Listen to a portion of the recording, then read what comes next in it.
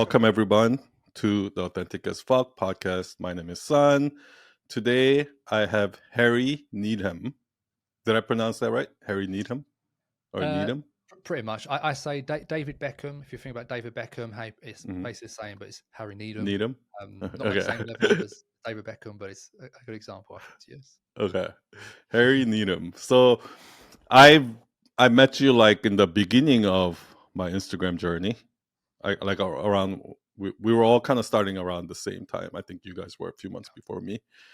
But you've grown really fast on Instagram, and now kind of like you've from that growth, you built a coaching business, and now you help coaches build their coaching business through social media and things like that, right?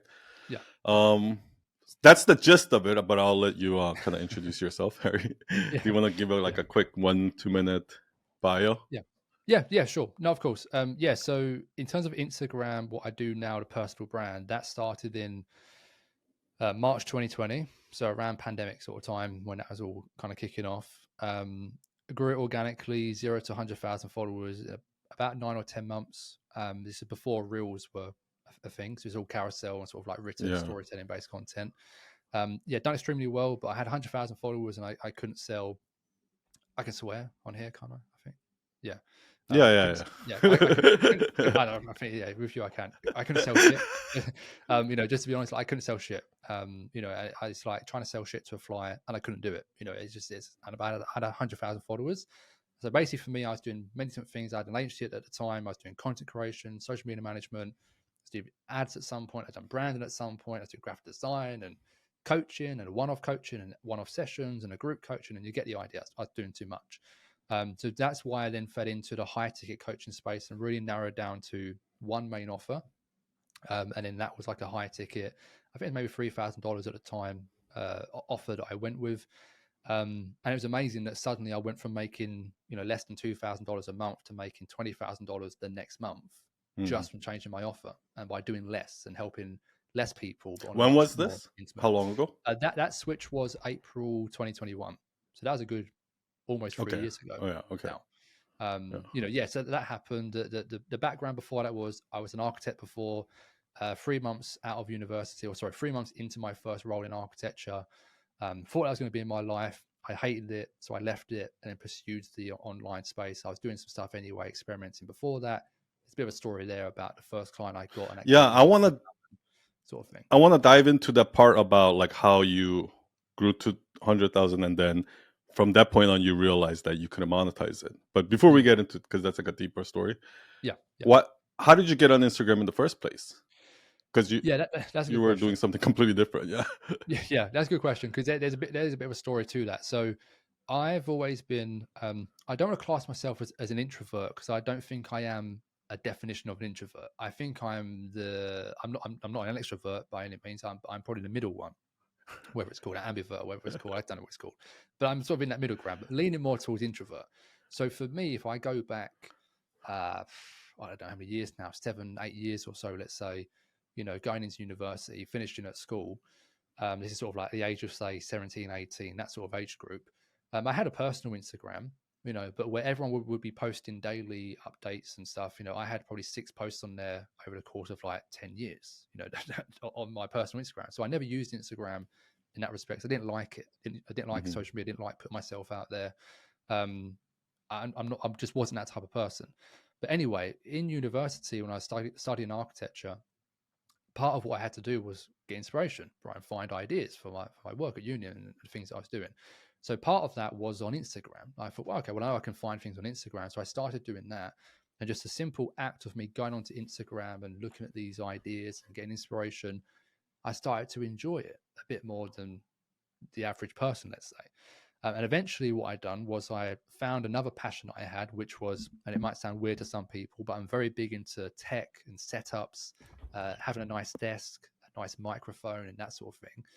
At this time, you're not posting, or are you posting? Not posting yet. Yeah, not posting yet. But I just found an interest in these things. So I started following people in that space. Andres Vidoza was one. There's Invision. There's loads of people in that space that people might know or not know. But basically what happened was I decided I'm going to start my own page, but not even do anything with it, just start my own page and actually repost other people's content. Now, why on earth I decided to do it in the first place, I actually don't know, because it wasn't about monetizing. It wasn't about building a business. It was like a bit of fun. Just kind of enjoy doing it. And eventually I started doing that. And that page is called Infinity Setup. It's still available. I don't post on it, but it's still there. That went from about 0 to 30,000 followers in the space of about a year, give or take. And that was all organic. And I hadn't done anything to do that. Just it's content I was posting worked. And over time, I realized there was a skill set there that I started to pick up on what's good content, identifying what's viral, how to grow, how to connect with people. And eventually what happened was, it comes back to me being an introvert. I was doing my architecture degree. I had a small job as like a football coach, because I play soccer for the US, people in the US. I was playing football. And I was a kids football coach, and I'd done it on the weekends, but I earned basically nothing, so might as well not been working. So my wife, what she done was she worked at another football or like a kids sports coaching company. And she told the business owner that my partner, Harry, is very good at design. He's very good at social media. Maybe that, you could use his help. And so I got an interview with him, and I was also doing football coaching for his business at one point. Again, whole story to that. And basically what happened was he saw my page on Instagram had 30,000 followers, saw that I knew how to collect. This is not your current account. This is the other this account. is my very original one. But saw I had an audience, saw I knew how to use Instagram, albeit knew how to use it, in kind of quotations, not properly, but to a certain degree. I was good at graphic design because of my architecture stuff. And he basically said to me, can you help us with our social media, with our graphics and our leaflets and stuff? So I said, yeah, sure. And so I started off doing leaflet design for him, because that's what I was good at, Photoshop and that sort of thing. This is all still while having this page. And then eventually he wanted help with social media. And it's at this point, which was around about January 2020, that I then made that switch. And I realized, because I'm now in the architecture job, and I still had this Instagram page that I'd started. And I realized that, okay, well, I'm now in a position where I'm in an architecture job. I hate it. I thought I'd love it, but I hate it. I can't be creative. I can't do the things I want to do. But this little side project of posting pictures of other people's desks, and eventually my own desk can set up on Instagram, I love that much more than I love my job. I mean, that's telling me something. I'm not even making any money from it. But now I'm also getting interest from people to help them do the same or similar. There seems to be an opportunity there. So I then proposed to him. He was paying me about £200 a month for like leaflet design. I said, well, how about you pay me £2,000 a month and I'll manage your social media, all of it, and do everything else. And I never thought he was going to say yes, but he said yes. And so straight away, I then went from an architecture job that was paying me about £1,600 a month, working 8 till 6, traveling there and back, hating it, to now have an opportunity to work on this person's social media and graphics and stuff for £2,000 a month for what was about 1 week of work. And I was like, why the fuck am I going to be doing architecture when I can be doing this and enjoying this and be more passionate about it and earn more from it and get the benefits of what I thought I was going to get from architecture from this, right? And it's like, and that's when it all clicked. So I then left the job, and then this then bleeds into eventually in March 2020, I realized, well, I can't just have one client forever. I'm going to have to probably get more at some point. Why don't I start a personal brand? Why don't I start talking more about what I've learned and see what happens? And that's how the personal brand started in March 2020. And then the rest is history, as they say. Got it. Yeah. That's really interesting, the last part about how you basically like the place that you were kind of like side hustle working, you basically made them your first major client, and that's how you were able to quit your job. And that's actually how, like, a lot of people don't know this, but if you're in the creative industry, you're working at an agency, like, this is why you shouldn't burn bridges with your former employers, because a lot of people at my agency that leave, they were able to start their own agency off the back of a client that we gave them. So a lot of times things like that happens, where if I'm an agency owner and I have a project that's pretty good size but not big enough for my agency, I might like hand it off to one of them, because we've already worked together and we know each other, right? So in that sense, like, that's really smart that you made them your first client. Okay, so now you went, and then you started at this time, were you making carousels? Or how did you get into making Um, carousels and just that explosive growth? yeah. What's the secret? Because I remember like in 2020, there Yeah. was you, there's Harabred, the other marketing Harry, there's Yeah. the professor. Yeah. There's like a bunch of people, right? And then there's few people back then that were like pretty big that's not Mm, even around anymore. yeah. and Yeah. then and then there was ones that were up and coming after that, but Mm, mm, it was like an explosive stage. And I saw, yeah. like, I remember like marketing Harry and all these guys were growing fucking fast, right? Like Yeah. Yeah. literally like tens of thousands of followers Yeah. in months. Yeah. You, I remember, were the Mm, fastest out of mm. all of us. One of the fastest. No, I um, think you actually were, because I was doing the math, and I was like, I think you hit like 100,000 in 9 months. mm. You hit 50,000 in an incredible amount of time, like 3 months or something. Like Yeah, it it was was insane. I mean, unbelievable. there was a point where, and this was a little trick for people, is that if you're, especially if you're in the Instagram space, growth space, it was easier for me because I was teaching more about Instagram itself and Instagram growth. It was naturally going to be easier for me to grow anyway because of what I'm talking about. But there was a stage where I was getting literally 1,000 or 2,000 followers a day, even more at one point. So I was posting content every day saying, thanks for 3,000 followers. The next day it's thanks for 5,000 followers. The next day I it's thanks for remember that. I 10,000. remember. Yeah.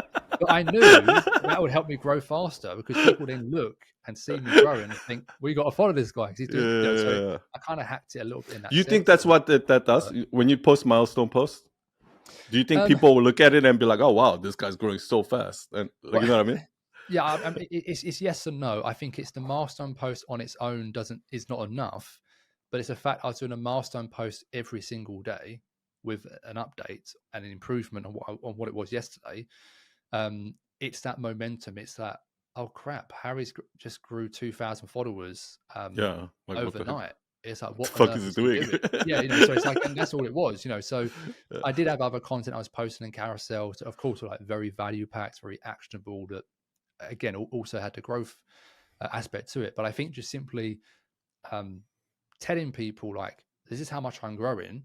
But I would say, I grew 2,000 followers. Here's how I've done it, or here's what I've been doing to do this. So it's not like I said I was growing when I wasn't, or made things up. It's like, no, this is literally, and I think this is the secret, is I was growing and I was having success and I wasn't holding anything back. I was literally telling Mhm. people, this is my exact routine of engagement that I do every day. This is exactly the content strategy I follow. This is exactly how I design my carousels. I was just basically telling people everything that I was doing, and then showing more proof So behind by it. the time Go from you there. started that account, Mm. did you already have like you already gained some skills in growing other accounts, and you were able to like apply it in this So, account when you started? so no, and this is the interesting thing. So no. So um, the client I said that I signed a 2,000 sort of pound per month one. The goal wasn't really growth with that page. The goal was much more just about getting themselves onto Instagram, showing more about their business, and kind of building a community in that sense with like their local audience. And that kind of is what we was doing. But growth wasn't the goal because they have a local business. They can't really grow much because they're local. Mhm. But in terms of like growth and who other people I'd helped, I hadn't helped anyone else at that time. It was simply my own page, the original one, Infinity Setup, that I'd grown, that I had a bit of experience on. So when I started the personal brand page in March 2020, it really was, and I remember I remember now the reasoning behind why I started it. It wasn't directly to make money from that page. I saw that page as, if I can grow my personal brand to 10,000. I've actually got it on my phone still. I've got my phone on me. I can literally pull up on my notes the exact goals I had for 2020. And if it was something like 10,000 followers, 30,000 on my other initial page, something like 10,000 emails, no, 5,000, no, yeah, 5,000 email subscribers, make my first £10,000 on the page. Like, it was like just random goals. Basically, Mm. the point is, I hadn't grown any other pages apart from my own first one at the start. I Mhm. started this personal brand because I knew I had leverage on the other page to land clients. So I saw it as, well, if I can build a personal brand, I can go to more businesses and say, this is Mm. also what I've done online. Can I Mm. help you with yours? So I was never planning to monetize the page directly with coaching or with that just Got happened it. naturally over time.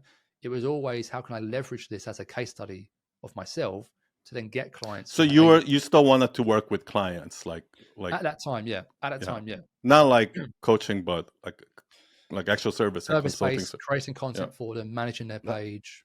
Yeah, yeah, got it. yeah. So you did it just to like kind of prove yourself to yourself and to others that I can do it. So you can Yeah, have a case study or yeah, something like that. You yeah. started it, and then what happened? Well, started it.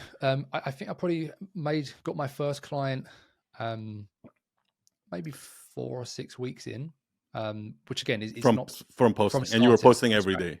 I was posting I every day. remember you started with like a 90-day or 100-day challenge, right? Correct. Yeah, yeah, yeah. Like where you were Um, posting every day for like 90 days or yeah, something like that. yeah, yeah. And the content, the content at first was awful. It was crap. Like it turns out visually as well, because I'd never designed a Mhm. carousel until that very first post. I'd never designed a carousel in my life. Um, so that was brand new for me. All I had ever done was take Mm. photos of my desk or repost other people's. I'd never made my own content in that way. So obviously I started doing that on at that time. The carousel design process, I felt the visual was, to me at that time, the visual was much more important than it is now. You had people like Dane Walker was amazing. He still has the exact same sort of style and design as he did, Mm. 3-4 years ago, because it worked. There's him. You had Christos, who would, the professor who you mentioned. His designs and stuff were amazing. The way they look Yeah. visually. Also, Marcus and Harry were doing things. So we all had this own visual style to us, and I think that was another key for me. Was at that time it wasn't so much about having the right hook as it is today. It did matter, but it was still more of the visual platform of what Instagram originally was. So I understood that visually, there's other people posting carousels. I have to create a visual that stands out. So I'm not sure if you remember back then, but originally there was no style, there was no brand, there was nothing to it, and it was crap. Mhm. Over time, I moved towards this sort of like gray, off black, gray, grungy, scratch texture Oh style yeah. Yeah. carousel. That, as far as I was aware, no one else was really doing in that niche and in that capacity. And that straight away set me apart because no one else was doing that. And what I had done purposely was I found 5 different textures from 5 different websites, combined them together into my posts. So that way, no one could copy my visual. No matter how much they tried, they could not Mhm. copy it because it was 5 different textures from 5 different websites Mhm. in different layers, different opacities, different marks and so on. It could not be copied. People tried to, but you could see it didn't look as good because I'd found my way of doing it. So like visually, that helped massively, I think, to then stand out more, help with growth as well, and engagement. And then got my first client about 6 weeks in. That was like a £50 coaching call or something. Then I started getting more interest from actual agency stuff. So people saying, "Can you help us grow our page?" So eventually, I did get more How many clients. followers did you have at that point? Well, when I got like the very first client come Yeah. through, I think it's Yeah. probably around about 4,000 because I'd gone from that at that point I'd gone from about 2 to 4,000 in like a week or something, and then from that Oh point wow. that's when it really picked up and went crazy. Mm. Um, but it was I was getting clients, and not massive amounts. Again, I was focusing more on the agency stuff. Do you think? Sorry. Yeah. Yeah, go We'll on. we'll get into the client. Quick question. Do you Yeah. think if you were doing what you were doing back then now, do you think Mm. that'll still work? As in like the strategy of how I was growing the page. Do you mean? Yeah. Like basically the same thing you were doing back then, Yeah. do it now on Instagram. Let's say you were Uh, starting now and then like yeah. reposting all of your posts from one. Blah, blah, blah, blah, blah. Yeah, well, it turns out like reposting, no chance. Reposting exactly everything the same as it is today, no chance, No, no, 100%. but I'm saying like But let's say the you essence, didn't start back then. You started today. yeah, yeah, And whatever you did 3 years ago, starting yeah, from your first post, like yeah, all the posts, like basically you do the exact same thing today, but just yeah, 3 years later. yeah, Do you think it'll still work on Instagram, or do you think algorithms just change that much? yeah. Yes and no. Um, I think that there are details there that would have to change. So again, like tiny one is hooks. And that sounds really simple, but it's like, I would post a piece of content that might be, how I grew.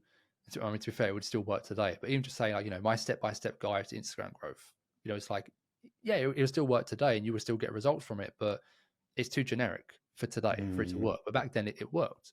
So in general, yes, the overall essence of the strategy would work, but doing it like literally exactly the same, definitely not. But the I idea don't of think it'll work in terms of the speed though. Like oh the no, speed that you grew in, yeah, I don't even know if that's possible today, unless you're like making reels that go viral, well that's right? the only way. That's really the Yeah, only way. It is more reels now. You know, I mean, you can yeah. still go viral with carousels. Again, I've had like a single post recently that's got to like 10,000 likes or something. I Oh wow, didn't mean okay. for it to, you know, but it has. So it's like you can still go like this sort of like viral, mega viral. I bet you But 3 years ago you would have gotten like oh, thirty maybe. thousand likes on Yeah, that. yeah, maybe. Well, I mean, look, it was like every day I was posting, I was getting probably Yeah. 5,000 likes, three to 5,000 likes. Yeah, same Post. here. Yeah, Every you would as post that I well. posted, Yeah, I used to get 50, 60. If it yeah, does well, 100, 150. yeah. Like now Crazy. they're all like 20, Yeah, 10. yeah, yeah. No, it's crazy. Yeah, so it's the platform is very different now. So like the exact same strategy in terms of what you post and how you post it doesn't work, but the essence of the strategy of differentiating yourself, finding what's working, recreating that, you know, finding a niche that's broad enough that has enough people there that are actually interested in it. Like that's Yeah. all stuff that still works today. But the point that again we might come into this at some point is like then the monetization part. It's like going viral and getting growth does not equate to then monetizing, and especially selling high ticket services or Hmm. coaching. It's like unless you're teaching people how to go viral on Instagram, you know, it's like going viral on Instagram is actually not very useful at all.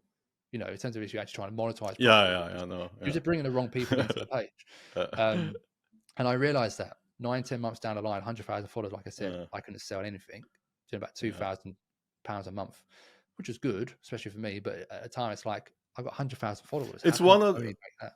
Were you surprised, like the first time you went viral? Mm. Like, were you surprised that it didn't help you as much as you thought? Like, Um, well, I think, again, I think people also have the misconception that you suddenly wake up one day and your page has gone viral. And that does happen. You know, I'm not saying it doesn't, like it does happen, but in general, for the vast majority of people, virality happens gradually over time. You know, so my first yeah, post, it has to happen multiple times. yeah, it hasn't happened multiple times. You know, so like my first post got 2 likes, my Yeah, 10th post maybe got 20, my 20th post got 50. Then suddenly one of them went from 50 to 200.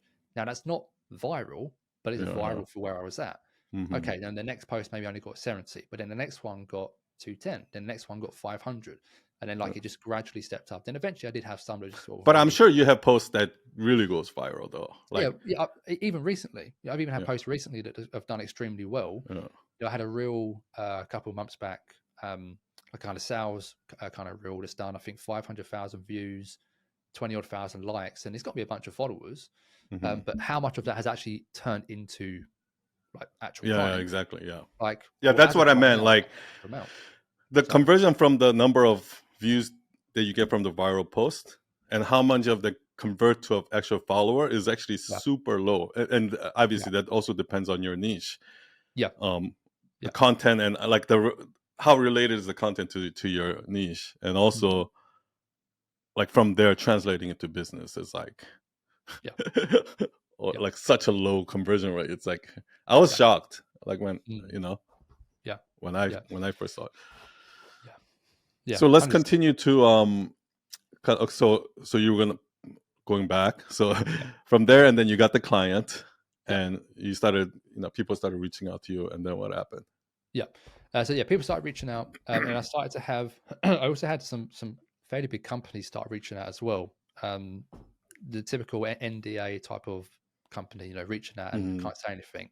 But I had some of those types of people reach out, which was Hmm. amazing. And for me, it's like I'm like on top of the world. I'm attracting these types of clients, Hmm. and for them, I would be doing content creation. So they would be sending me 20 scripts. You know, I then put them into carousels, design them, edit them, Got it. send them across. I was doing that type of thing.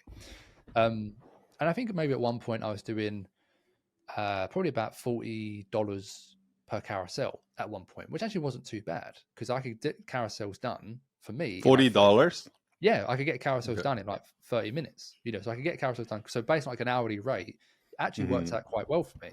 And the problem was I couldn't get many of them because I didn't have that many hours in a day alongside growing a page to be working with that many people. And those types of clients didn't always stick around. They might come around and do like one batch of carousels and that's it, and then go somewhere else. So they wasn't always repeat clients. But that's who I was working with, was mostly sort of like these big corporates or companies who wanted me to design carousels for them and post them. I had a handful of people reach out who wanted a bit more hands-on management and that side of things. I'd done one or two. Eventually, I had to say no because, again, I didn't have time to do all of that. And that got to, probably had a peak of about 3,000 or 4,000 in a month from that.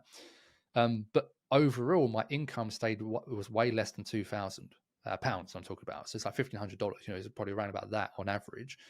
And it got to a stage where I then was like, okay, well, I need to make more money to make this actually viable. I should probably just start doing more things. So I started offering coaching, because people are asking for it. So I started offering coaching. I started doing more agency services. Had like a little mini course I set up at one point. None of it really worked. All of it was pretty crap. But it all sold to some degree, but it just spread me too thin. And this was then, sort of like 9-10 months in.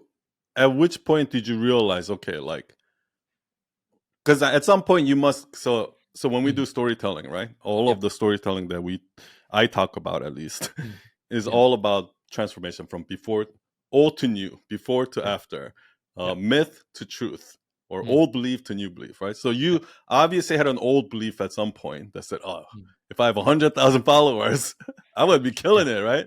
Yeah. At which point did you realize, okay, like, this 100,000 followers is not going to help me. I got to do something else. Yeah. I can't remember the exact date or like moment, but I can remember like the sequence of things that happened that kind of led me to realize that, and roughly the rough time. So kind of working backwards. So I invested in like my first like proper mentor in April. Basically March 2021. So basically just like a month before I started my high ticket. That's when I got my first proper mentor, right? And paid quite a good amount for it. So it was really January that year. So basically about 10 months into that process, where I did have about 100,000 followers, that I had been trying to launch different offers. So I had like a coaching community that was $49 per month. And at any one point, I had probably a maximum of about 20 people in there, which, again, for some people listening might be like, oh, amazing, like 20 people. But just remember, I had 100,000. That's like $1,000 a month. It's a good amount. But I'm looking at it and I'm thinking, I've got 100,000 followers on my page. Yeah, why can't I get more than 20 people? I'm scratching my head thinking, why can't I get more than 20 people to sign up for $49 per month program and help them get 100,000 followers, like whatever. Like, it was crazy to me that I couldn't get people in for that offer. It seemed like a no-brainer for what I was doing. And then I also had like coaching, one-off coaching sessions. And I think what also done it was I was doing the coaching sessions, and it got to a point where I was like, I can't really be bothered to keep doing these coaching sessions. I'll just put the price up, so maybe less people book it. And I put it up to say £100 for the hour. Someone bought it. I put it up to about £150. Someone bought it. And then I put it up to about £250 for 1 hour, and someone bought it. And after that, I then started to. This is like one-on-one coaching, right? This is one-on-one, but it's just a one-off 1 hour session. Yeah. And I think when someone paid that much for 1 hour of my time, I started to realize that, there's a select group of people here who are willing to pay more to spend the time with me directly. That's maybe where got it. Okay, got it. Yeah. That's a really good point, actually. Yeah. Because I think a lot of people think that like the graph is kind of like this, right? Like, if I have 100,000 people, there's some people who can't afford anything at all, and then there's some people who can probably afford like $50, $100, $1,000. Like, that, like, there's that, and we think that it's pretty linear, but it's actually not. It's 99.99% of them are not willing to pay anything. And then 0.1% of them are willing to pay a lot. So it goes like this, and all of a sudden, boop. So that's why the high ticket offer makes sense for that. Yeah. So like for me, it's like Instagram changed my life, but the high ticket is what really did. Yeah. So that was like the real change, real transformation. Not when you grew Instagram, but when you realized that. Yeah. Can I ask you how you felt so before you did that, right? Yeah. like you're launching stuff and it's like crickets. Yeah. Launch, I mean, not crickets, but like it's Yeah. like very underwhelming, right? Because I Yeah. went through that too. Yeah. I Yeah. also did the Yeah. same thing. Mm. So, and you're kind of refreshing your inbox. It's Yeah. like any more, right? Yeah. Yeah. At that point, did you have any kind of sense of like, because like at that, when I went through that, I felt a Mm. little bit of like shame, imposter Yeah. syndrome. Like I Yeah. think like I'm going like, wait, other people doing the same thing? Like, Yeah. but what about like so and so who has 100,000 followers who just did a $2 million launch? Like, you know what I Yeah. mean? Yeah. Yeah. Like, Yeah. so Yeah. did you No. think you were the only one, or do you were like, okay, it's Well, yeah. I mean, I knew there were other people in the same position. mhm, But for me, again, my mindset, especially through like my upbringing and stuff, is I want to win. I want to be good at things. When I do something, mhm, I want to be as good as I can at it. Now, when I say mhm, win, I don't mean I need to beat other people. I mean, I need to win for myself. I need to be very good at something. And if I can't do something well, I don't like it. I don't like being, um, you know, not a failure, but I don't like being a D student. I want to be an A student. I mhm, want to be an A star student. I want to be A plus. So yeah, that's what I want to be all the time. And for me, it's a weird one because there were certain things in life that I excelled in, and I was an A star, I was an A plus. Whatever you want to call it, sports, for example, and I was very big into that when I was younger. And coming to Instagram, to be fair, this probably goes even further back now.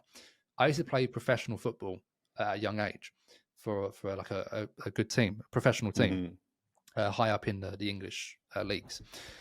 And I was with that team from about 7 or 8 years old to about 14 years old. And now football, soccer in the UK is very competitive, extremely competitive. And so I was on a high for my, child years of being one of the best footballers around. And especially in like my school, I was the best footballer. I was captain. It's like I was all of these things, and I was the top of that. Um, and I got released from this professional team when I was about 14-ish. And it was a tough one to take because I didn't feel I deserved to be released based on who I was being replaced by. But regardless, I got released. And I think overall, my life from that stage up until the Instagram was never the same. I was never the winner from that point onwards. I was always the oh person really? who, yeah, I was always the person from that point onwards who wanted to be the winner, wanted to be really good at something, but never quite got to never quite done it as good as I could do.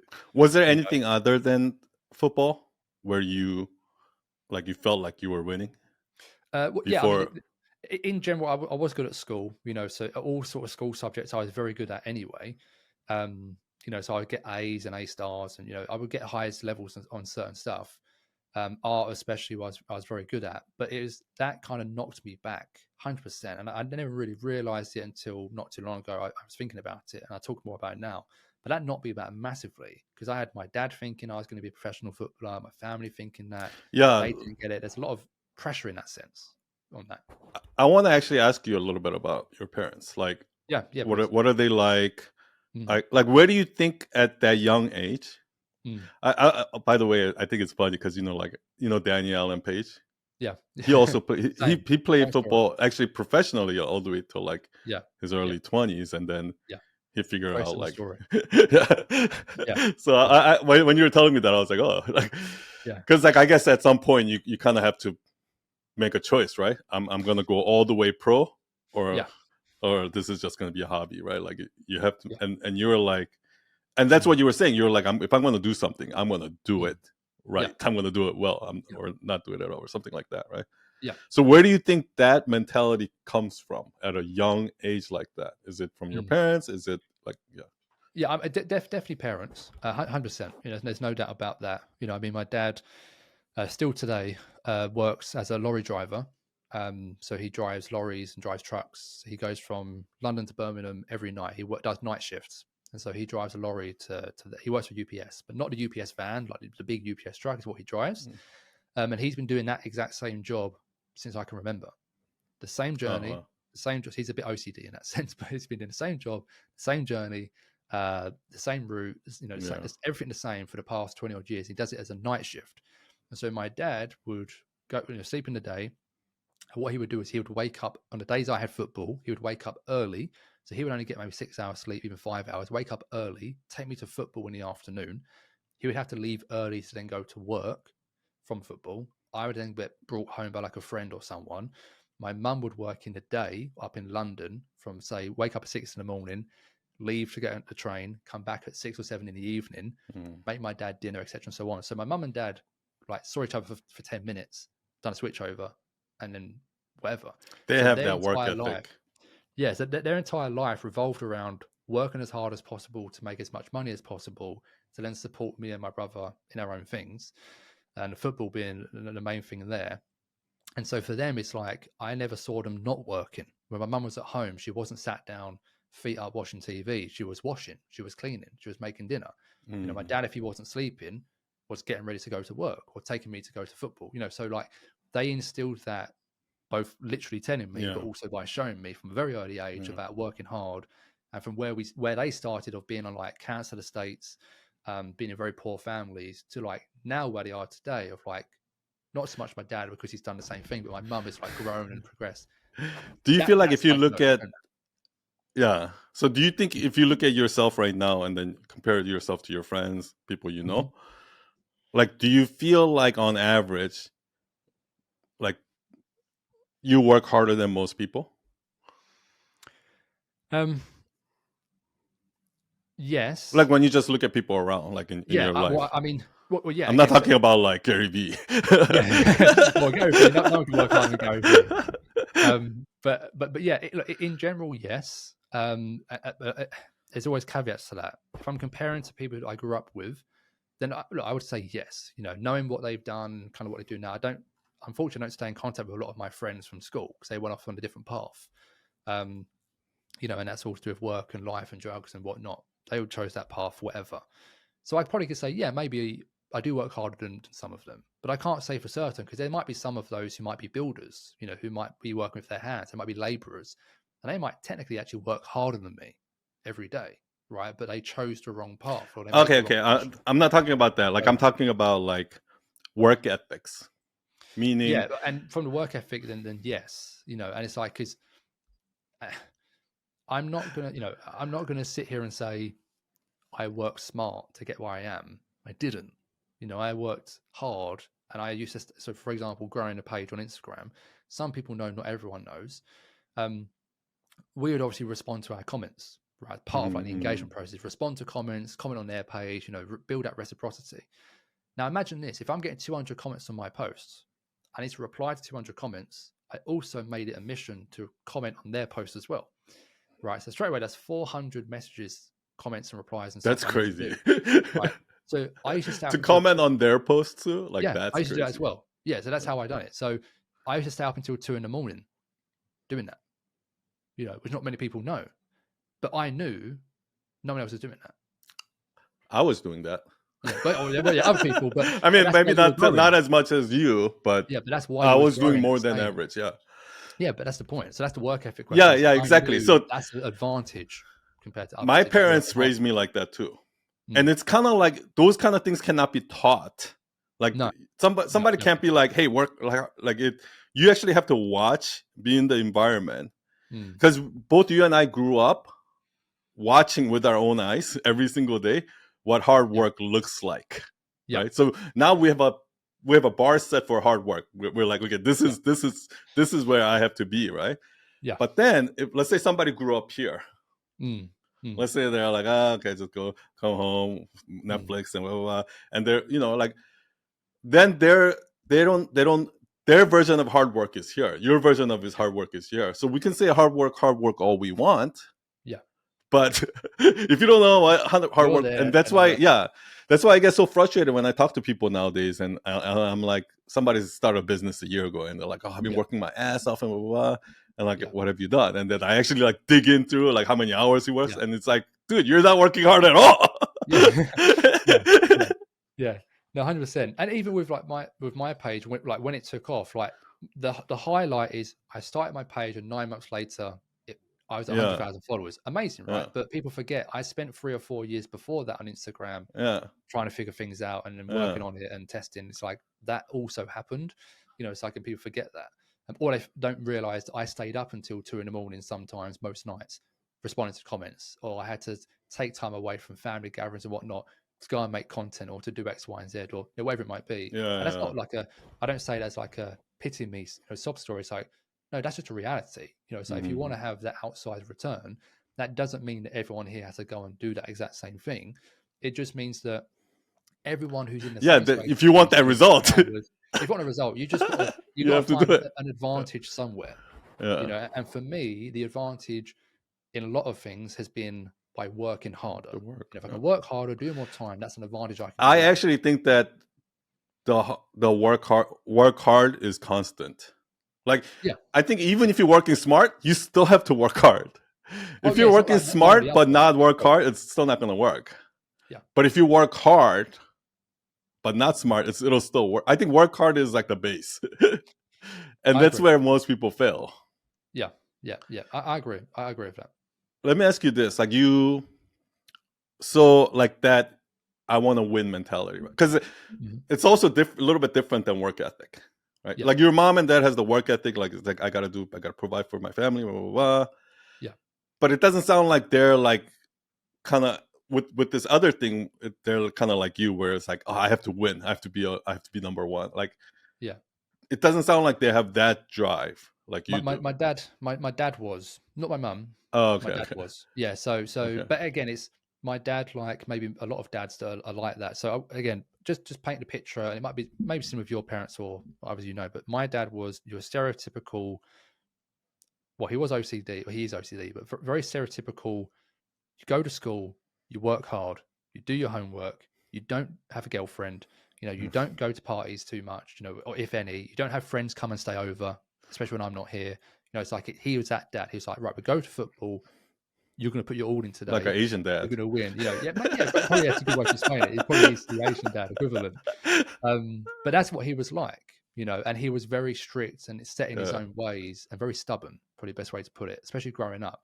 Now, over the years, especially the past few years, he has mellowed out and he's become very much like more laid back. And I think it's just probably him aging, right? He has changed over time and we've grown up. But that's what he was like. So he was very much so, you get on that pitch, and if there's a 50-50 challenge, you're coming out on top. If you're up against someone bigger than you, got it. Okay. you've got to take them out. So it's that sort of mentality. And so that's kind of where that come from. And I think, it's funny because so on this Saturday coming, we're going to what's called a park run in the UK. And I think they probably do in the US as well. So basically just like a community comes together and they go on a run around the park. It's a race, right? It's like just a fun race. And my wife said to me, are you going to like race? Are you going to try and run quick? And actually, no, but you probably think I'm going to say like, yeah, I'm going to try and win. No, actually, I'm doing the opposite now, right? Because especially when it comes to sports, I'm so burnt out from trying to win my whole life in sports. When I go to that park run, I just want to have fun. I don't want to win, right? Now, it doesn't mean I don't want to win in other things. It just means in this particular thing, but that's what I mean. Like you're either gonna, if you're gonna do it well, like if I'm going to do it, because I'm like I'll that too. Like I know, okay, this I'm taking seriously. This I'm gonna do for fun. Like, you know what I mean? Something like that. Yeah. So you see if this resonates with you. Like, so I had parents like that too, but they weren't like, oh no, you have to be like successful, number one. Like we weren't like that kind of family. Yeah. But I think I automatically became, I started setting high expectations for myself. Yeah. Because of, I think what happened was they gave me the work ethics, right? So every time I go do something, whether I'm going to learning this, I'm going to sports or whatever it is, because of that work ethic, I just go all in, right? And because I do that, I end up being good at it. And because I kept being good at it, that set the bar high for me to expect higher for myself. Yeah. Does that make sense? Yeah. So 100%. Yeah. No, I'd agree with that. I think that, my dad was like, you want to win, you want to be the best, because again, it's very competitive. What I was doing, the football stuff was extremely competitive. I had to be the best. I had to be to win to be able to succeed. I couldn't be average. I couldn't just show up and work hard. I had to work hard and win to have success in it. My mum was very much so just support me regardless, but push me to be the best I can be. But best I can be, not necessarily to win, but just to be the best I can be. And that obviously bled in by seeing them and hearing them and saying those sort of things. But I think for me, it's just more a case of, the reason I will work hard is because of that. but just also for them, again, they would never say to me, work hard to be a millionaire, or work hard to make all this money. That was never the goal, So my goal is there have been times when money has been a motivator, of course, but it's never been about being a millionaire, being an entrepreneur. That's never been a goal. It's just simply been about how can I do more than what my parents have done, and that was their goal. Was how can we help you have a life where you haven't got to do what we do, right? And wake up at 6, get home at 6, do the washing, do the cleaning, go to bed at 10, and repeat. It's like they've done everything to make sure that I didn't have that same life as them in that respect. And that just come out in different ways, And so that's why I am the way I am, is because of I actually think that mentality is important, like in whatever you do, because I think if you go into Instagram thinking like, oh, I'm just gonna be average, mediocre, or whatever it is, then you're not even gonna do that. But if you go into Instagram thinking like, I'm gonna create the best account, right? Then you might end up somewhere like in the in the middle or something.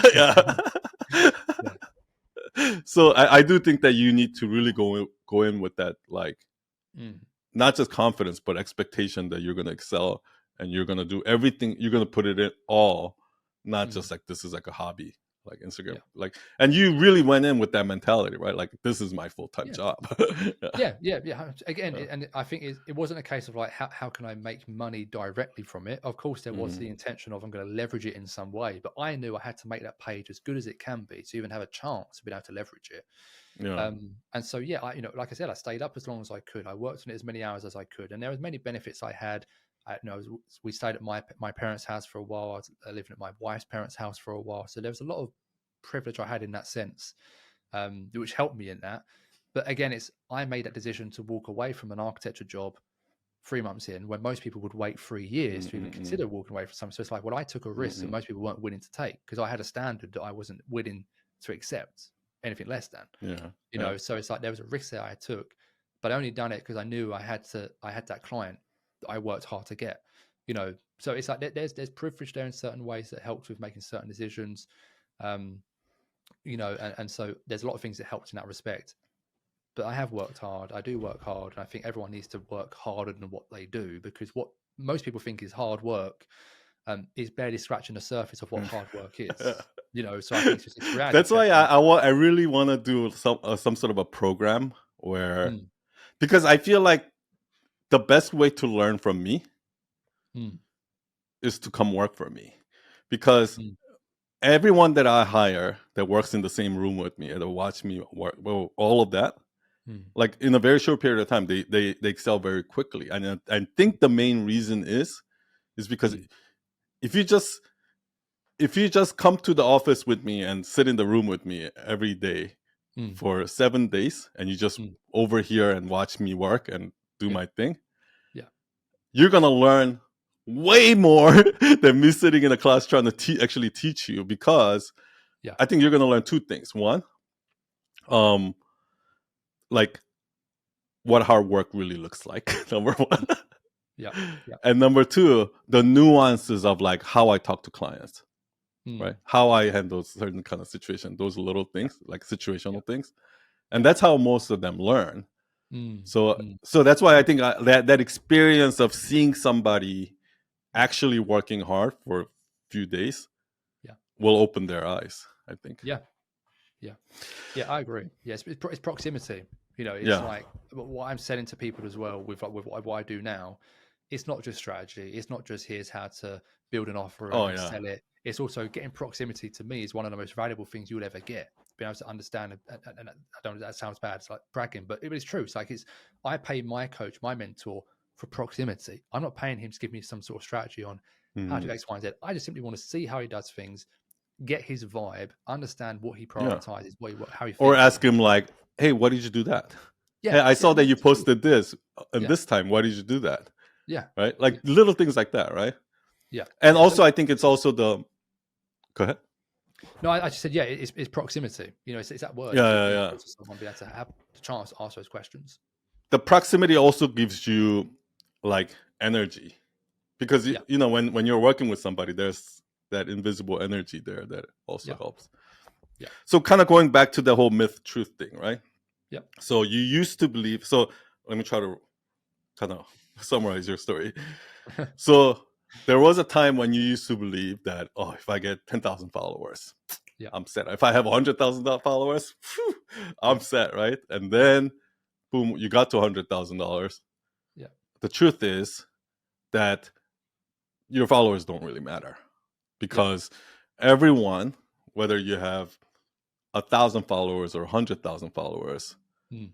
Mm. that number doesn't matter. What the number that matters is how many of those people are actually willing to pay you like good money for your service, right? Mm. Yeah. And the truth is, I guess we're going back to kind of what that boop thing. Yeah. The truth is, you could have 100,000 followers, Mm.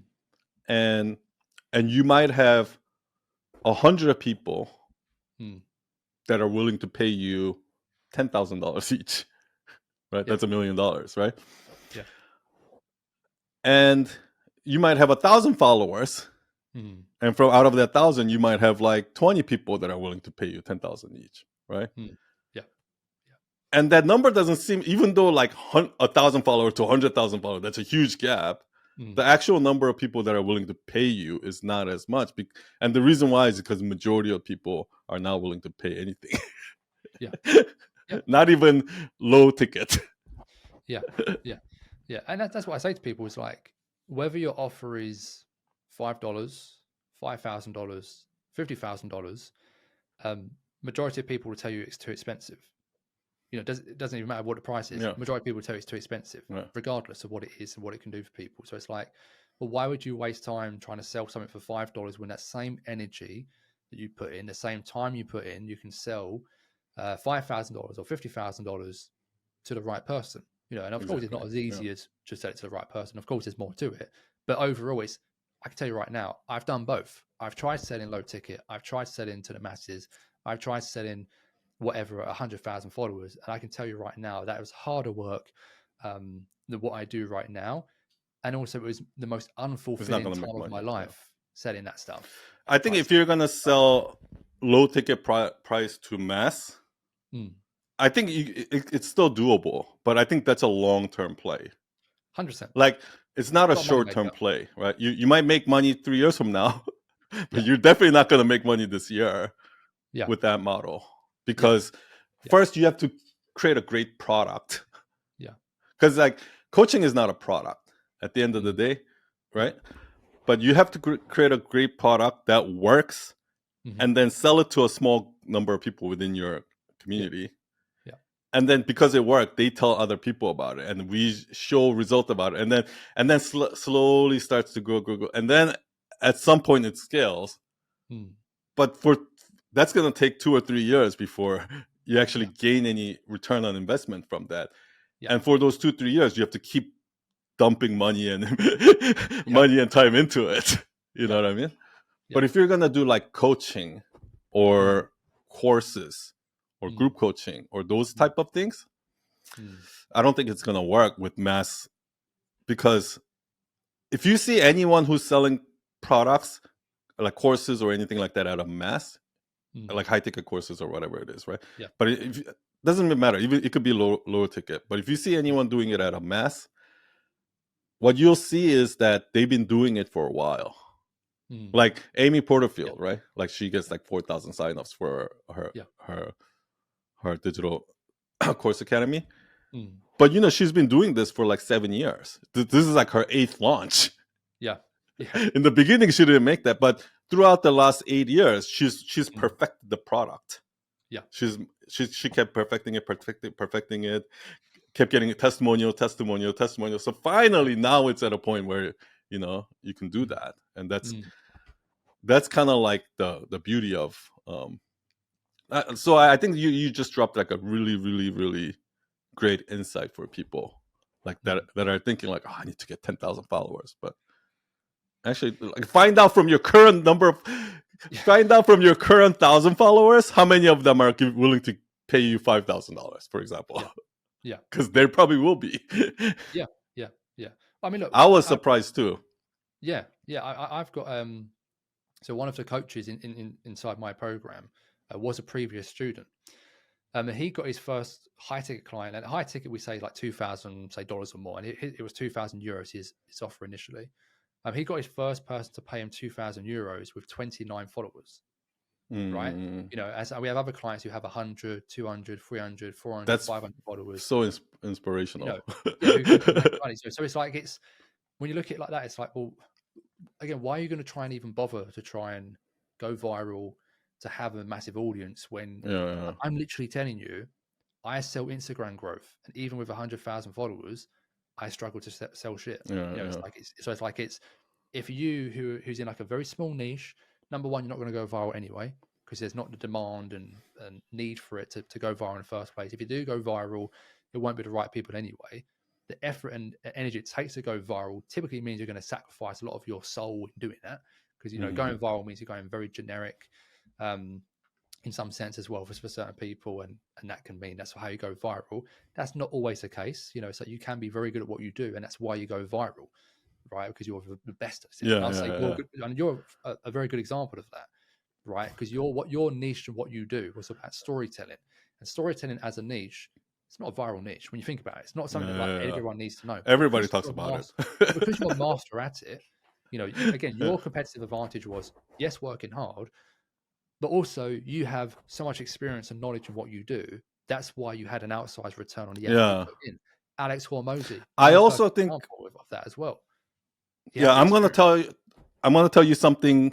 Well, Alex Hormozy is like a beast. That guy is like, but I'm going to tell you, I'm going to tell you something I learned about that too. Like how like I think people come in and out, but over the last year and a half, I think we've had about total of 3,000 people sign up for Night Owl Nation. Yeah. And I'll tell you like what happened. But before that, so coming back to you. Yeah. So you used to believe that the followers are going to help you.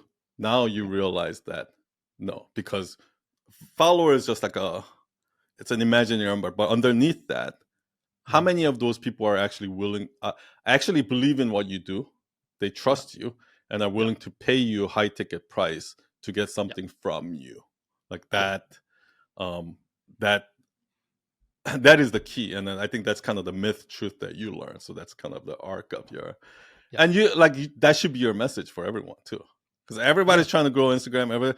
Hey, trying to grow Instagram? Here. Here's my story, right? Yeah. If I could go back, But you're right. There's a clear difference between a follower and a follower who's willing to give you money. Yeah. And what I noticed is that when they already pay you a little bit of money, for example, $7, which is nothing, right? Yeah. They're much more likely to buy a higher ticket product from you. Yeah. So I'll tell you what happened to me. But before that, let me tell you something else that happened to me, which is last year, like Night Owl Nation is not making money because it's like it was $5 a month and now it's like $30 a month. But I wanted to kind of try coaching, so I but I didn't create a landing page or anything like that. All I did was I just sent out an email, to my mailing list, which I think at the time was like maybe 6,000 people, I want to say. But send out an email, and literally I said there's 8 spots open. No, I think I said there's only 12 spots open. Yeah. And then I just put information like we're gonna meet once a week for 30 minutes and blah, blah, blah, blah. And then I just sent out an email. Literally within an hour, all 12 spots got filled up. Yeah. And that was like a $5,000 program. That was a $4,000 program, $4,000 coaching. So I was like, holy shit. Like well, I'm trying to sell this $5 thing here.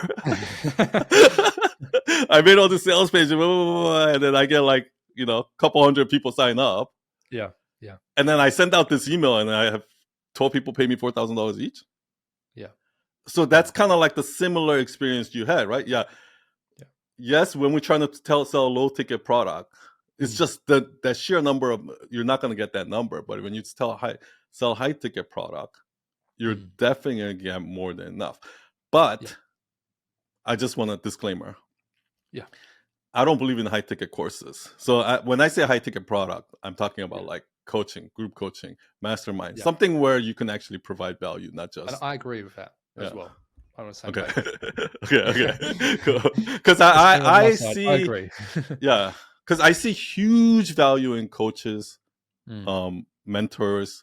It's just like it's like the value of mentors and coaches is like up so valuable that like I think even like the high ticket pricing right now is not enough because it's so valuable. At the same time, I think value of a high ticket course is like down here. Yeah.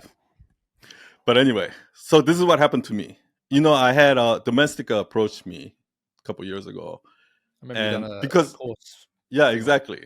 Yeah. And I'm like you said, I'm all about storytelling. Storytelling is where I decided this is the hill that I decided to die on, right? So Domestica reached out to me, and because I was talking so much about storytelling and I was giving such good content about storytelling, they actually approached me and asked me to do a storytelling course. So I did a storytelling course. I spent so much time on it. I made it so great, and I launched it. And honestly, I didn't really have a lot of hope because a lot of times when I work on it, I'm like, I work hard on it. But then last minute when I actually publish and when it's done, I'm like, I don't think it was good enough. Like I think I could have, you know what I mean? So my expectation wasn't that high. But since then, that course is like $15. Like Domestica, it's like $15 course, and in some countries it's like less, like $6 or something like that. Yeah. But it sold 25,000. It got 25,000 students. Now those are Domestica students, right? They're not. I don't manage that course. I just made the course for them. They give me a commission, but from there, because those people have now already taken one of my course for $7 or $10 or $15 or whatever, and they've went through my course and they loved it. They all came to my Instagram, started following me, and they joined Night Owl. Like a lot of people in Night Owl Nation actually came from here because they've already paid that low ticket amount. So this could be a great, like if you have ways to do this, whether you create a LinkedIn course, Skillshare course, or Domestica or whatever it is, or any kind of opportunities like that where you can go out and teach. Because then what you're doing is all those like followers or people that are not willing to pay you, now you're getting some of them up to that level. Because now they've taken your course or your very low ticket course or something like that. I'm not sure if that's an actual strategy or not, but I personally think that Domestica course really helped me gain some real audience, not just a follower, but like a real audience.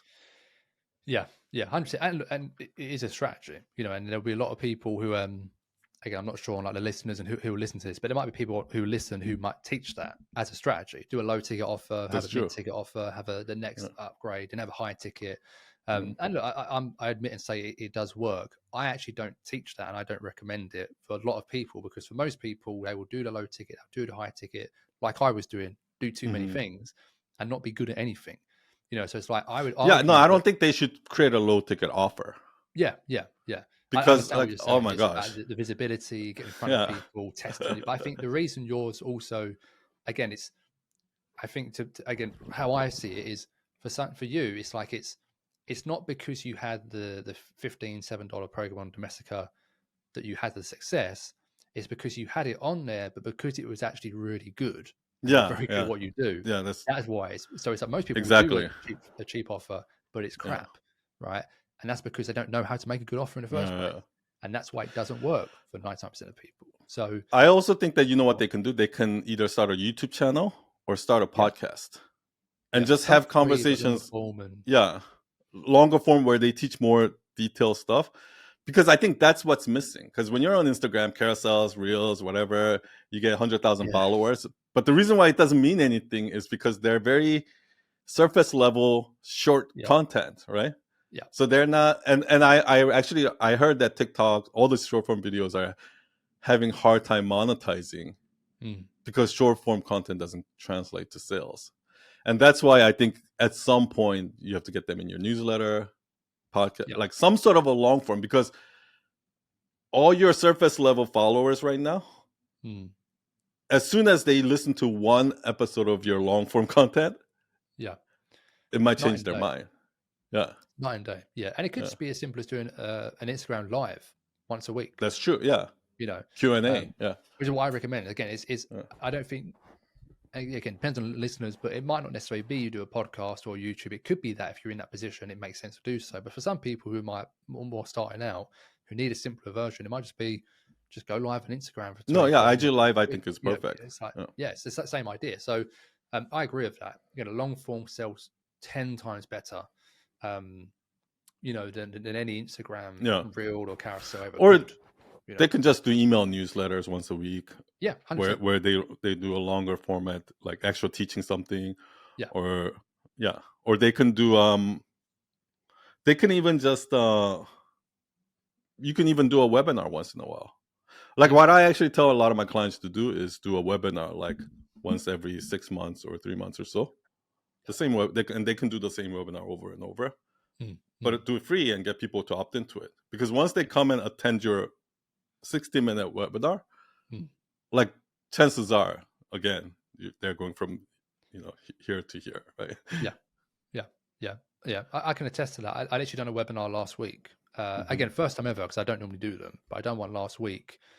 We had quite a lot of sign-ups already. You know, I've got people reaching out like... Oh, from the webinar? Yeah. From the webinar, people reaching out. Oh, that's like, awesome. The most value I've ever had in my life.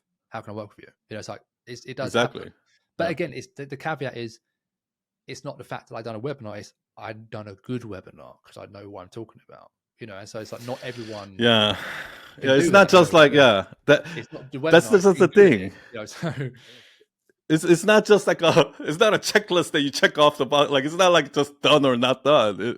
You have to do it well, especially when you're putting out content like webinar, course, or anything like that. You really have to be at your best.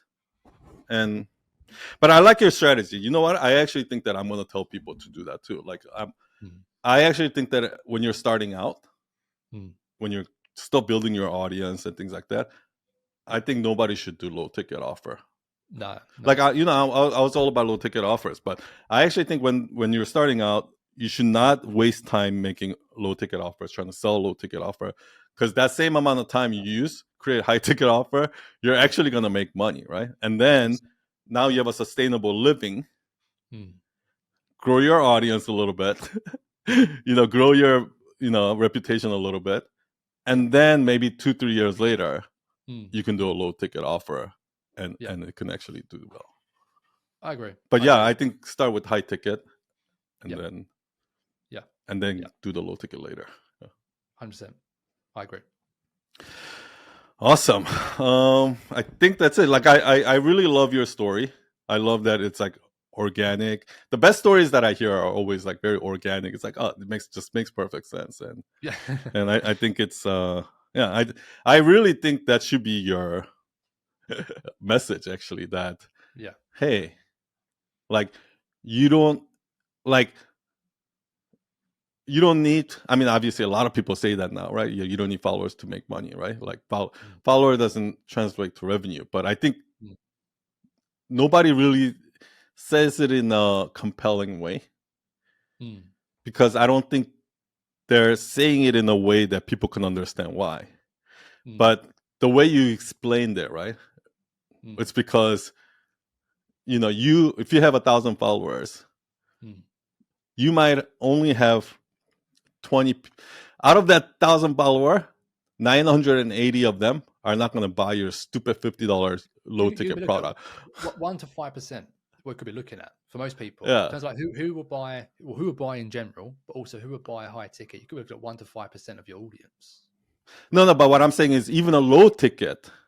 Yeah, like, and even low ticket, same. I think maybe only 2% of people will buy the low ticket, which is 20 people, right?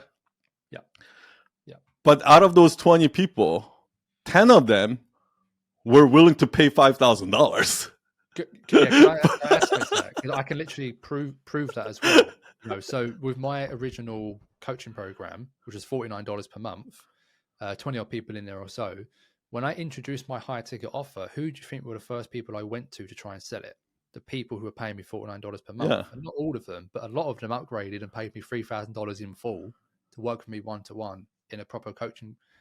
So it's like, if I never tried, they would have just been paying me $49. I had a client, Gabriel, in Italy. He was doing a $49 per month, €49 per month music marketing thing. He's making €1,000 a month. He introduced high ticket. He made €18,000 in 7 days just by introducing that. So it's like everyone probably listening can do high ticket, but they probably think they can't because they haven't got. I also think there's whatever. I also think there's I think it's two things. One, the imposter syndrome. I don't think I can sell any. I'm gonna get zero, right? And the second thing is, I think some people are just like, they don't want to. They don't feel good charging high ticket. They're actually like, that's like but that's not just from coaching. That's in all in this. Like freelancers do this. Like everybody, right? Yeah. I actually want to say one last thing. So I that's the thing. Like, you might have 20 people willing to pay you low ticket, $50 each, which translates to $1,000 in revenue. Yeah. But 10 out of those 20 people were willing to pay you $5,000, which would have been $50,000, right? Yeah. And that's the difference. Like, you're not optimizing your potentials, right? Yeah. I also think this is another thing that I was shocked about when I did that email. I mean, I think more people like replied afterwards that say, "Can I join?" But it was already filled up, so they couldn't. But majority of the first 12 people that signed up were actually people that didn't sign up for Night Owl Nation. Or they signed up for Night Owl Nation, they pay, but they're not active, right? Yeah. And the thing is, it's because there are like, what we don't realize is, like, out of my followers, I have few followers out of the ones that I actually want to learn from me that are like just filthy rich. They have so much money. They don't care about money. They don't want to, do this like membership where they have to come and do this. Like, they don't want to go through that. They just want to one-on-one time with me, or they just want like direct, contact with me, and they're willing to pay for it. Just know that you have a few people like that in your audience. Yeah. And so that should get that should get rid of some of the fear, hopefully. Yeah, I agree with that. Yeah, 100%. The people that are there, it's our imposter syndrome or our lack of certainty with what we're selling stops us. And I think people put affordability and accessibility together and immediately say, well, if it's affordable and if it's accessible, it's good. Or it makes me feel good that I'm doing that. And it's like, cheeseburgers from McDonald's are affordable and accessible, but they're not good. It's like it doesn't work. It's like, I would rather help 5 people and get them pay me a lot of money, but change their life, than try and help 5,000 people. And maybe I still help 5 people change their life, but 4,995 people have wasted money and time buying a crap program from me. That's true. It's like, so I'd rather, for me, it's like ethically, well, I'd actually rather people pay me more, but I actually help them, than people pay me less money, but I don't get anything for it. That's how I see it. So that's why I haven't personally sold low ticket yet. I mean, I think coaching is gonna be helpful, even if you're like a mediocre coach. That coach is still gonna be helpful. You know how I know? Because like I had a trainer that would come to my house every morning, wake my ass up, and do yoga, go to the gym, and things like that. And without that trainer, I would have never done it. Yeah. It doesn't matter how good that trainer is or not. Just the fact that this person is there holding me accountable alone is already gonna work. 100%. All right, Harry. So this was so helpful. Thank you so much for sharing your story with us. Do you still coach people how to also, like content creation, social media, Instagram, all of that, or no? Yeah, Just yeah, you. yeah. So in terms of what I do, it's obviously, yeah, grow on Instagram is part of it, but it's not go viral on Instagram for the sake of it. It's how to grow an audience of buyers, how to grow an audience of people who are willing to pay $3,000 to $10,000 for a program you have, Mhm. but also teaching you how to build that program, how to build the offer, how to structure it, how to sell it, how to market it, your messaging, your positioning. We cover all of that stuff from A to Z. So it's Instagram growth done right. It's not growth for the sake of virality. It's growth for the sake of buyers, and high ticket buyers is obviously what I specialize in. So yeah, gives you a bit of an idea as to what I do. Yeah. So what I wanted to ask you, Harry, is like 10 to 30K a month. That's like a reasonable number if you're in the US, UK, certain countries. Yeah. But let's say you're in, in like I'm thinking of a girl in Night Owl Nation who's a Mm. psychotherapist in Yeah. Serbia, Mm. and in Serbia, like the average household income is maybe like $1,000 a month or whatever it is, right? 1,500 a month. Like it's not high, right? Yeah. So for somebody like that, two things. Number one, like, can she still sell like at the high ticket price for the Yeah. um foreign, I guess, overseas clients? Yeah. Obviously in Serbia people are not going to be able to afford it. And two, um how would she get over that fact? Because like Mm. I think a lot of these kind of things also is like, for somebody who lives in a country where the average household income is $500 a month, Mm. and I tell them to charge $250 an hour. Yeah. Yeah. It's like Yeah. they can't fathom it, right? Yeah. So yeah, I really want to hear your answer. Well, to the first part of that question, there will be people who will pay high ticket from Serbia, right? Which in itself we won't understand. We would think, oh, maybe we'll surely not, but there is. And the reason I say there is because I know, because we've had clients who've done it. And that's in all parts of the world. But the market shrinks by a But the lot, right? market shrinks. Exactly. Yeah. Yeah. So, but look, it's a case of, look, Serbia in itself, if we're using that as an example, the population overall is going to be however many million, it's not going to be the same size as the US, the UK, the Europe, all combined. It's just not, it's never going to be the same. However, the benefit that she may have, if she's just targeting the Serbian audience, is she can really build a really good amount of, again, that competitive advantage if she becomes the leader in the space for her country, right? So I've had, for example, someone from I see what you Italy mean. who done a similar thing to me in Italy, but he done it only for the Italian audience. So he had 20,000 followers. What's his name? His name's Gabri Solution. You Oh might have to yeah, see it I online. know him. Yeah. You probably have seen. He's done interviews. Yeah, he's I awesome. He's love that funny. guy. He's brilliant. But him, right, for example, he had actually probably less. It might have been even 8 or even 12,000 followers at the time when I coached him. He done 100,000 euros in 2 months, right, with a high ticket offer, right? Like that's 50,000 basically euros each month, with like a 10, 12,000 person audience, because he was selling to his local audience, because he is the authority for his local Mhm. audience, right? If he tried doing that in English language to an international, it would never happen. He probably would barely make 5,000 per month, right? Realistically, from doing that. So it's because he's positioned as the authority for his local audience, or Yeah. his language. He does it in Italian too. Yeah. Like Yeah. his content is in Italian. So again, similar idea would apply to the person you've mentioned in Serbia. Now, of course, I'm not going to say there's going to be millions of people who are willing Yeah, to I see pay what you that mean. much. Yeah. But the point is, if her goal is, let's say, 10,000 whatever per month, I'm not sure if it's euros or different. I don't think it is currency over there, but it's 10,000 of whatever, let's say, dollars per month. She needs a $2,000 offer, and 5 people buy that per month. Well, if you've got an audience of, a population of millions of people, and you narrow that down, even if there's just say 10,000 people who are like potential customers, so you only need 5 of them per month Yeah. to buy from you, and that 5 per month doesn't always have to be 5 new people. Eventually, it becomes 5 people who renew with you for the same price point. So it's like it's that actual pool of people you need to have hit your goal. Or they refer, so it's Or they refer, so on. So it's like, for people to hit their goal, they always also think it's like, okay, well, if I get 5 people this month at high ticket, I then have to get another new 5 people, and it's like, yes, but also no, because you can work out, if you had 20 people paying you $1,000 per month, and you kept them for as long as possible, it's like, well, you've now got a multi six-figure business per year Yeah. off of 20 people, right? And it's like, oh, That's well, true. now I only need 20 people to buy from me Yeah.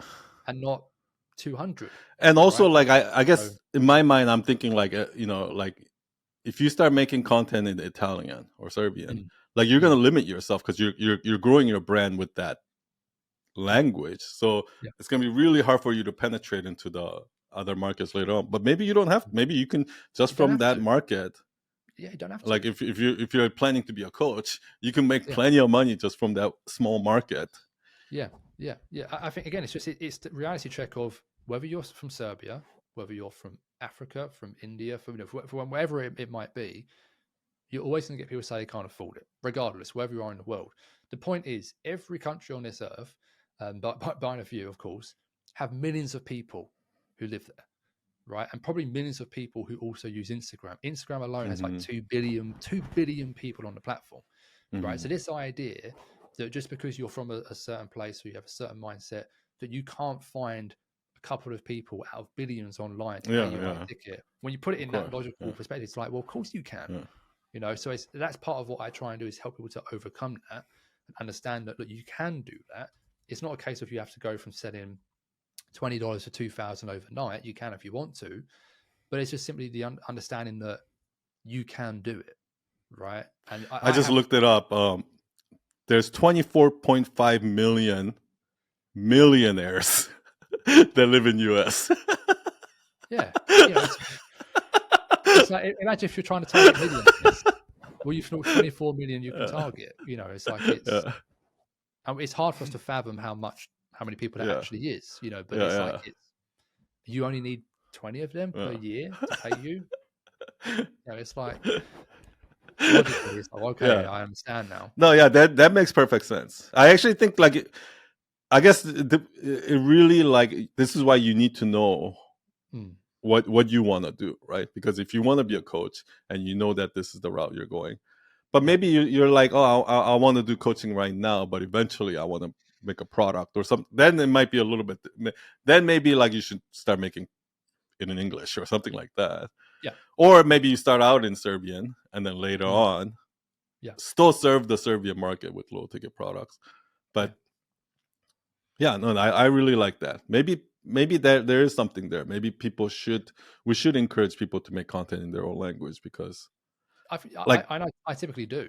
Someone says, "Oh, should I do both languages? Should I do Spanish and English?" I'm like, no, just do Spanish. If that's like your uh, native language, if that's who you want to be working with, I uh, know you believe they won't pay high ticket, but again, it's like we have clients in all of Latin America or in Spain who are yeah. selling to Argentina, Brazil, to all these different countries that you would think on paper can't afford a high ticket offer, but it's maybe in general they can't, but that's Especially not what high ticket Spanish is.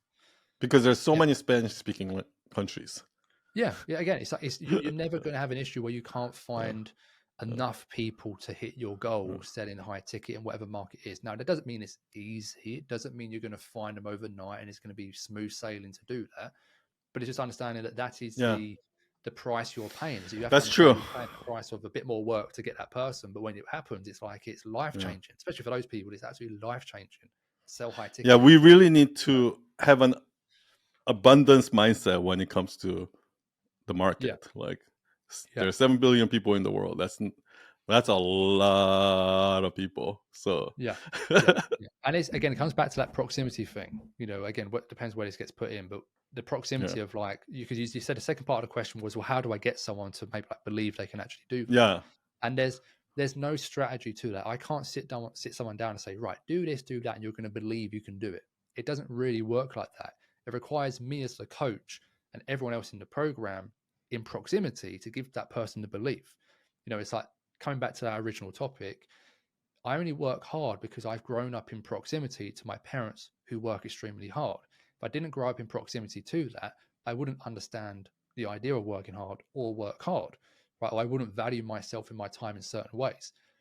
Likewise, people grow up and maybe their parents don't support them, their friends don't support them, friends and family. When I first started my business, my wife told me a stupid idea, didn't think it would be work, So it's like we all have people telling us we can't do things or too expensive and whatnot. And it's like you have to block that out and just get next to people, get with people who are doing it and have done it, and let them brainwash you. Basically, it's like, let me brainwash you. Let me tell you how good you are. Let me Yeah. tell you that you can Or do it. unbrainwashed. Yeah, or and unbrainwashed. Yeah, again, typically with Mhm. high ticket, it's not learning to sell high ticket. It's unlearning the bad habits of what you've picked up of Mhm. selling low ticket or underpricing yourself or undervaluing yourself. It's Mhm. unlearning that and simplifying and then building step by step from that point. So there's not a strategy to it. It's just a case of you have to be around people who believe Yeah. in you, and that gives you belief. That that is so true, right? Like, because if you know, like, if you're around people that are like successful, that are charging a lot and things like that, Yeah, like the way you're gonna, how you're gonna carry yourself, how you're gonna charge, and how you think is gonna be totally different than if you're hanging around these people. Like, it's just like, yeah, it's so weird, right? mm, So yeah, like, and I really think it makes sense, that proximity thing. Like, I love that you kind of, so you created like a community within your mm, within your students, and they yeah, kind of like support each other. That's really cool, yeah, yeah, because that's what's needed, right? Like, if I need somebody to just like keep telling me, right, to do it, yeah, like, and to show me like what they're doing, how much they're charging, yeah. and then for me to just go ahead and raise my prices. And then Mm. once one person pays it once, You I never think go that's going to back. be the beginning of like breaking Yeah, that. Yeah. yeah, yeah. And you are you can people sign up Uh, with you yeah, now of course. if they Yeah, need again, we, we, coaching? we take on clients all the time. So yeah, we're never gonna say no to someone unless you're just not a good fit for us. And of course, we would say no. Yeah. So can you plug your, so what, how if somebody Yeah, wants to get coaching from you, like, so if somebody, so this is for people who want to either be a coach or like kind of yeah, freelance or whatever they do, um and want to make $10,000 to $30,000 a month yeah. in revenue. So If to kind of like that's the highlight it, goal. it's if you're someone who's had success in something, and that could be a business you've got, it could be in a job you're very good at something, it could be a personal thing you've done. Just basically, you've achieved something, you've done something good, you want to teach people about. What I do is I help people to take that skill, to build a high ticket offer around that, and then to be able to scale that to say $10,000 to $30,000, like you said, per month online. Now, if you already have an audience, amazing. If you've got an audience of 10,000 people, we can help turn it into a $10,000 or more business quite easily. Again, quotation marks, easy in the sense of things. If it's someone starting from scratch, we can still help you. Just it takes longer to get that result. It's not going to happen overnight. Like most things, it's not the same platform. But for us, it's helping you to get to that sort of 10-30K per month mark. We have some clients who also go beyond that. But in general, 10-30K per month, one high ticket offer, one platform, streamlined, simplified, have flexibility, have freedom with that as well, and have fulfillment. You're working with the right people, not just people who can pay you, but people who you want to work with. That's our whole ethos and sort of method around that is good work, fun work, not just work for the sake of work. So where should people go if they want to Instagram work is with best you? place. Instagram at the Harry Needham. So at the Harry Needham. Yeah, cool. Yeah, Yeah, I'll put it in that's all the, it is. yeah. Just send me a message on there. Just say, oh, I found you on Sunny's podcast, interested in whatever. That's fine. Yeah. Or just follow and Awesome. watch along and get ideas from there. Totally fine either way. I'm easy. Yeah, awesome. Yeah, Harry's definitely he's like, when I first met you, you were like 20, 21, Yeah. and like, this guy is so brilliant. It's just like he's so smart. The work ethics, like the way he just grew his Instagram, everything, like, and like now you're killing it. You've obviously figured it out, and I had no doubt, Mm, even like when we first talked like 3 years ago. I had no zero doubt yeah. that you're gonna make it. I knew I you were appreciate it. gonna. I think I Well, you even probably did. told you that at Yeah, that probably time. did. Like, I appreciate like, that. yeah. I mean, like, I feel like if I meet somebody that has like the work Mm, ethic, a good head on their shoulder, a nice guy. Like, if you have yeah. certain ingredients, No reason. like, I don't even know anything else. I Yeah. know you're gonna be set. I know you're gonna make it. Like, I can kind of just sense Yeah. it. I So, appreciate that. Thank you. all right, Harry. Anything you want to add before Not we really. No, just I mean, just say driving home goodbyes? that point. you don't need to go viral. You know, it's like you're not to be successful. You don't need to be famous. You know, it's like it's people say Yeah. you don't.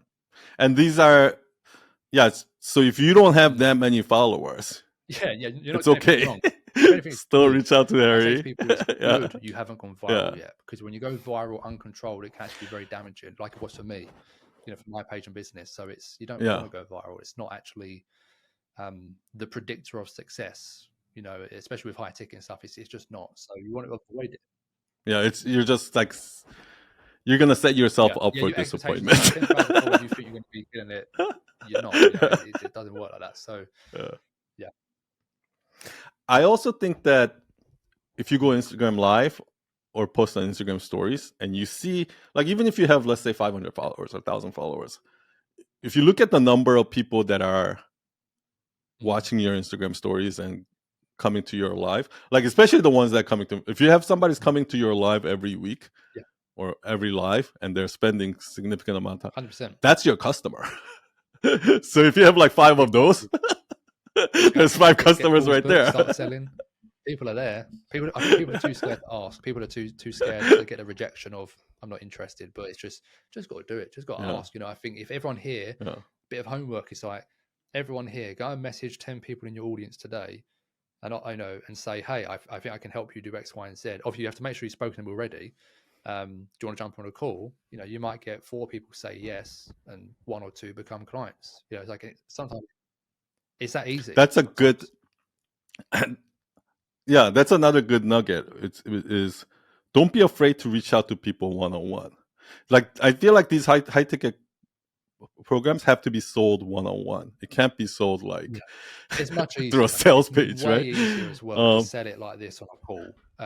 You know, you've got no hope in hell. If you want to, if you think with 10 followers you're going to be able to do a landing page and drive people to that and sell anything, you've got another thing coming. You know, it's like, it's not going to happen. It's like the authority and trust you have to build. It can be done on a sales call, which is the point. You can do that on a sales call and build that trust and authority there. But if you're trying to sell via the DMs or a landing page or whatever, especially high ticket, it's not that it's impossible. It's not impossible. Just it's not going to happen.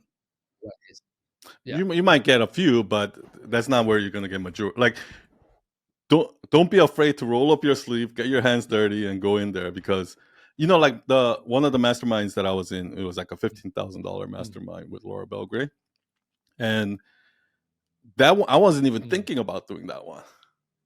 But then I was like DMing with her, and one day she DM'd me, and she's like, "Hey, I think this would be perfect for you." Like, and we started talking, and then I signed up that night. so like, you just never know, you know, that like things like that happen. So, all right, Harry. So everyone, all you coaches, entrepreneurs, course creators, freelancers out there, go reach out to Harry. He's gonna help you hit 10 to 30K a month. Thanks very much. Cool. All right, Harry. Thanks, everyone. See you next week. Cheers.